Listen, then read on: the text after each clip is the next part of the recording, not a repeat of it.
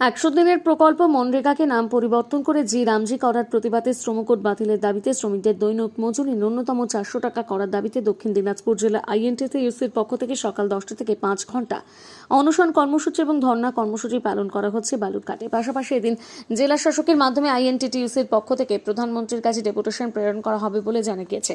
এই অনুষ্ঠানে উপস্থিত ছিলেন দক্ষিণ দিনাজপুর জেলা আইএনটিসির সভাপতি রতন সরকার, উপস্থিত ছিলেন প্রদেশ কংগ্রেস সদস্য তীর্থঙ্কর ঘোষ, জেলা কংগ্রেসের প্রাক্তন সভাপতি অধীর রঞ্জন চৌধুরী সহ অন্যান্যরা।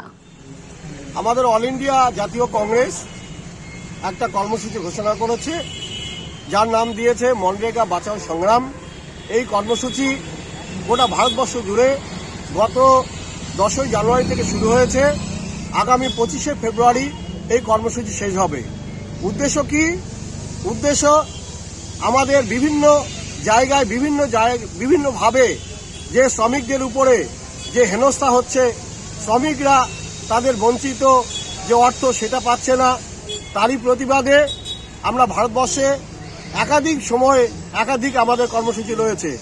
তার আমরা একটা প্রকল্প হিসাবে আমাদের আজকে দক্ষিণ দিনাজপুর জেলা আইএনটিসির পক্ষ থেকে ডিস্ট্রিক্ট কালেক্টরেটের বিল্ডিংয়ের সামনে আমরা অনশন বিক্ষোভ এবং পরিশেষে একটা প্রধানমন্ত্রীকে আমরা ডিএম এর মাধ্যমে একটা কপি আমরা পাঠাবো।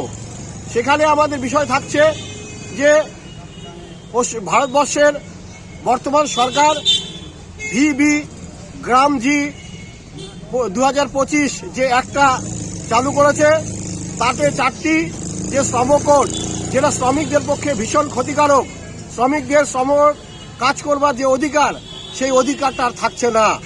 তাই আমরা বলছি সেই আইনটাকে বাতিল করতে হবে।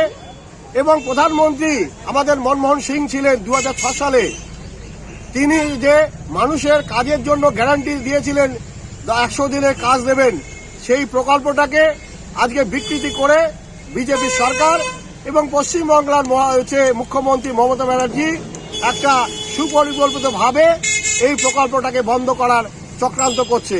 তার প্রতিবাদে এবং শ্রমিকদের যে সাংবিধানিক অধিকার হিসাবে যে কাজের অধিকার, সেই অধিকারটা যেন পায় এবং 400 টাকা করে শ্রমিকের যে মজুরি, সেই মজুরিটাকে ন্যূনতম মজুরি সেটা দিতে হবে।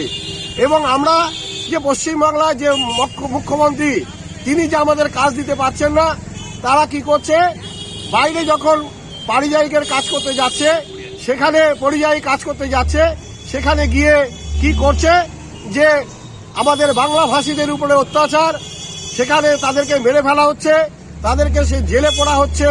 তার প্রতিবাদ করবার জন্য আমরা আজকে এখানে সমবেত হয়ে আমরা দক্ষিণ দিনাজপুর জেলা আইএনটিসির পক্ষ থেকে আমরা 5 ঘন্টার অনশন কর্মসূচি গ্রহণ করেছি। আপনার নাম ডেজিগনেশন? আমার নাম রতন কুমার সরকার, সভাপতি দক্ষিণ দিনাজপুর জেলা আইএনটিসি।